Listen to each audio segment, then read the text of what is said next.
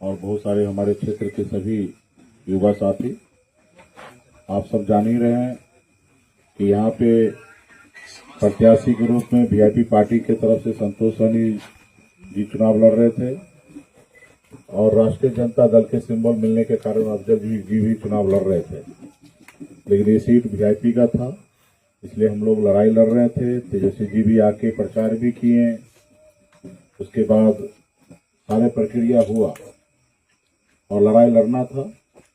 लेकिन आप सब जान रहे हैं कि बिहार में हमें बहुत बड़ी लड़ाई लड़ना है।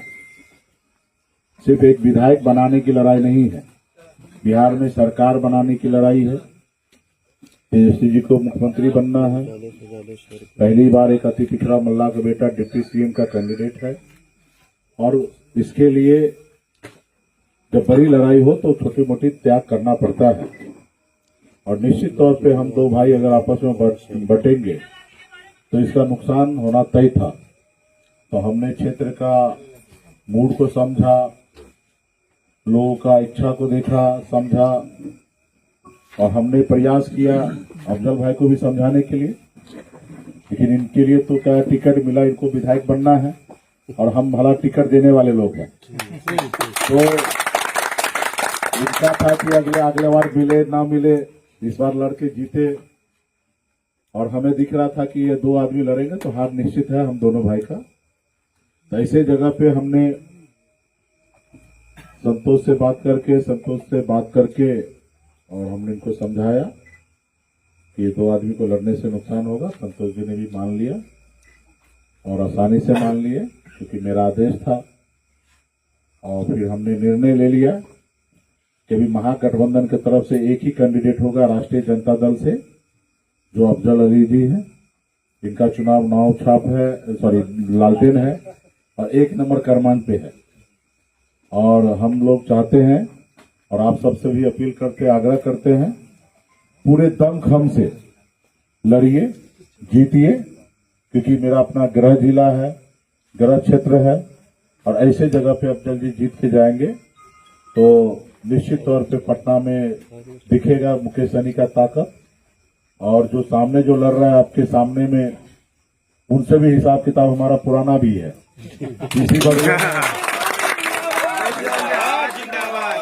इसी बहाना वो भी हिसाब किताब चुकता होगा। तो ये जवाबदेही अभी आप लोगों के ऊपर है, क्योंकि अभी से टेंशन हम आपको ऊपर दे दिए हैं। क्योंकि इससे पहले एक टेंशन था कि क्या होगा और सब लोग लड़ाई लड़ रहे थे, सबके कंधे पे जवाबदेही था। लेकिन एक अभी सिंगल कर दिए हैं, बाकी लोग में भी वोट का बिखराव ना हो, उस पर भी आप लोग काम कीजिए और सब मिलकर, सिर्फ अफजल जी का ही काम नहीं है कि जीतना, आप ऐसे कार्यकर्ता, ऐसे समर्थक, आपका भी तो पूरा भरपूर सहयोग हो। एज ए लीडर मेरा भी इतना बड़ा मैं त्याग इसलिए किया हूं कि जीतने के लिए। अगर हारने का ही मकसद होता तो फिर क्या, फिर तो कुछ नहीं, ऐसे खड़े रहते, वोट का बिखराव होता और ऐसे हार तो होना ही था, कोई खर्चा भी नहीं होता।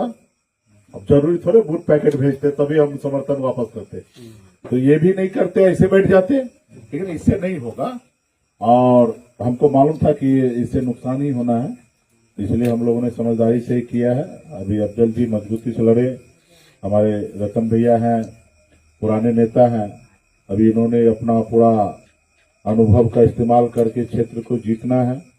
और हमारे विनोद बम्पर जी हैं, जो आप जानते हैं कि मेरा अपना साया है इस क्षेत्र में। मुकेश सहनी मतलब विनोद बम्पर मतलब मुकेश सहनी। तो कल से मुरठा बांध करके जितना हो सकता है उतना इसी काम में लगेंगे। अभी तक तो सिर्फ अफजल भाई को समझाने में लगे थे 8-10 दिन। उसके घर के बाहर जा जाके 4-4 घंटा बैठते थे और रतन जी के घर के बाहर बैठते थे। लेकिन अभी एक ही काम बचा है, अफजल जी को जिताना। इसमें कोई कंफ्यूजन नहीं है, कोई 1% का भी कोई इटबट नहीं है। हम कल से लेकर कल रात तक यहीं रहने वाले हैं। हम अपना वोट गिरा के ही यहाँ से जाएंगे और संतोष जी को भी वोट गिरा कर ही दूसरे जिला में जाना है, क्योंकि आप दूसरा चरण के बहुत जगह पे वीआईपी का सीट है। तो हमारा आदेश है कि ये भी वोट गिरा के फिर यहाँ से मुखियारी के लिए निकलेंगे तो तब तक आप लोग हम लोग सब मिलकर मेहनत करेंगे और सब अच्छा रहेगा तो जरूर इस सीट को हम लोग जीतेंगे। अच्छे मार्जिन से जीतने का उम्मीद रखते हैं, तो सभी लोग मेहनत कीजिए। बहुत बहुत धन्यवाद। हमारा शुभकामना आशीर्वाद सब है और इनके जीत से गठबंधन मजबूत होगा। आप सब मजबूती के लिए, महागठबंधन के लिए सब लोग काम करें। जी सर, अब तक ये लगता था कि भाई MY समीकरण महागठबंधन में, आपके महागठबंधन में आने से पहले तक, तो जब हम मीडिया वाले उसको कैलकुलेट करते थे तो पता चलता था कि तेजस्वी जी पूरा जोर लगा ले रहे हैं, तो वो 30-32-35% पे जाके आउट हो जा रहे हैं। कोई ना कोई एक समाज जुड़ना चाहिए। तो क्या VIP के जुड़ने से जो वो 10% का जो आपका क्लेम है और जो दिखता भी है तमाम दीन और तमाम मल्ला मिलने के बाद, तो ये एक अच्छा इक्वेशन बन गया है 45 से 50% का पूरे बिहार में। और इसलिए गौरा बौराम के भी जो इस समाज के लोग हैं उनको क्या खुलकर, क्योंकि ये बीजेपी का कोर वोटर भी माना जाता है, तो क्या इनको खुलकर अब आ जाना चाहिए कि ये इक्वेशन बन जाए ताकि पूरे बिहार में फायदा हो और फ्यूचर राजनीति में भी इसका फायदा हो। नहीं, निश्चित तौर पे ये बात आपने सही कहा है, लेकिन अभी VIP पार्टी के साथ पूरे बिहार में निषाद मजबूती से खड़ा है और यही देख के चाहे तेजस्वी जी हो या राहुल गांधी जी हो, वो इंटरेस्ट लिए कि VIP पार्टी का डिप्टी CM हो और वोटर अधिकार यात्रा में दिखा है ताकत। अब पूरे बिहार में इसका फायदा आपको चुनाव के बाद, रिजल्ट आने के बाद दिखेगा। और यहाँ पे भी हम लोगों को मेहनत करके, और क्योंकि यहाँ पे थोड़ा सा समस्या खड़ा हुआ है, इसको दूर करके हर हाल में मैक्सिमम हमारे जो अपने कोर वोट है वो वोट कैसे अफजल जी को मिले, इसके लिए हम लोग मेहनत करेंगे और लोगों को समझाएंगे। देखिए, हम टिकट बांटने वाले हैं तो हमारे लिए आसान था निर्णय लेना, लेकिन यही निर्णय अफजल जी के लिए आसान नहीं था।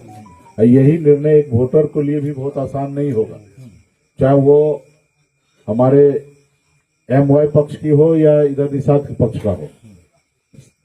कहीं ना कहीं हौच पौच था, उसी के लिए हमने निर्णय लिया है। तो इस पे सभी साथी को मिलकर काम करने की आवश्यकता है और हमारा विश्वास है कि निषाद वोट जो है VIP का कोर वोट है, मैक्सिमम जो है अफजल जी को मिलेगा। कई लोग ये भ्रम फैला रहे हैं गौरा बौराम में खास के कि देखो मल्लाह समाज जो है वो BJP को वोट करता है, अब उनको छूट दे दिया गया है कि तुम BJP को वोट करो। तो क्या यहाँ से आप एक खासकर उस समाज के लिए कि भैया एक नया समीकरण बना है, फ्यूचर के लिए इस समीकरण को स्ट्रांग करने के लिए एकदम मजबूती से और किसी के भ्रम में न जाओ। तो वो तो देखिए, भ्रम फैलाने के लिए तो है ही, बीजेपी का काम है यही सब करना। तो इसके लिए हम लोग यहाँ पे बैठे हैं और सभी को पता है, विधायक वाला इंटरेस्ट लेके हम यहाँ पे राजनीति नहीं कर रहे हैं, एक बदलाव के लिए राजनीति कर रहे हैं। और आने वाला समय में उनका अपना डिप्टी CM बनेंगे, क्योंकि जब तक हमारे भाई जीतेंगे नहीं तो ना तेजस्वी जी CM बनेंगे ना मुख्यमंत्री CM बनेंगे।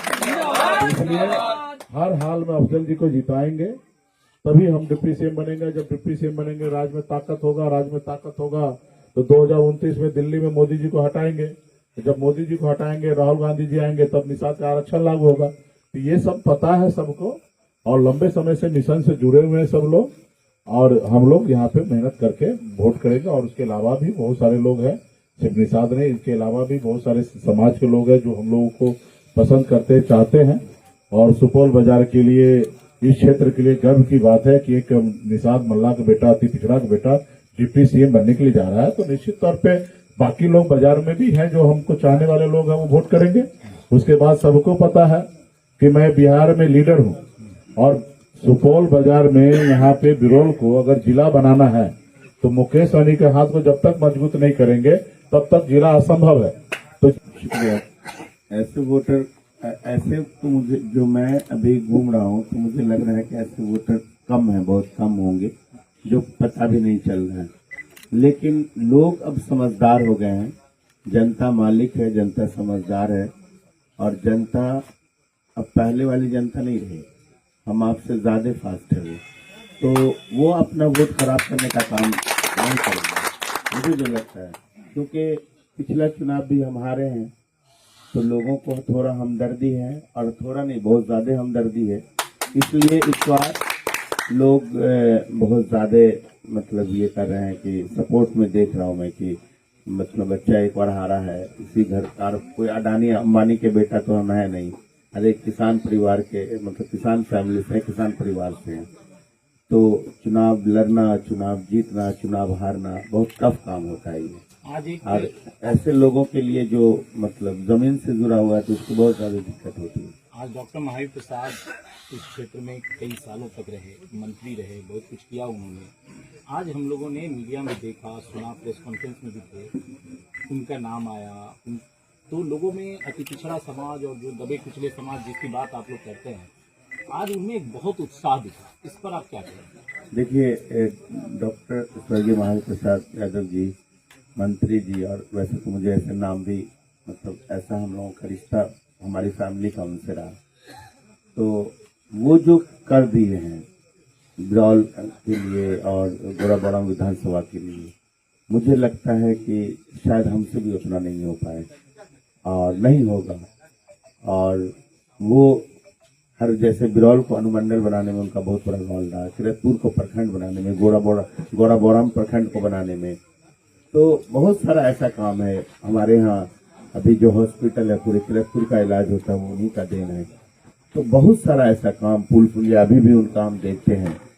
तो उस टाइम के काम में मजबूती भी होता था, तो उनको कोई भुला नहीं पाएगा। वो अगर मतलब जननायक कहा जाए उनको दरभंगा जिला और मिथिलांचल का, क्योंकि उनका कंपेरिजन अगर हम अपने से करें तो मतलब इससे खराब बात कुछ हो ही नहीं सकती। एक सवाल शुक्रिया।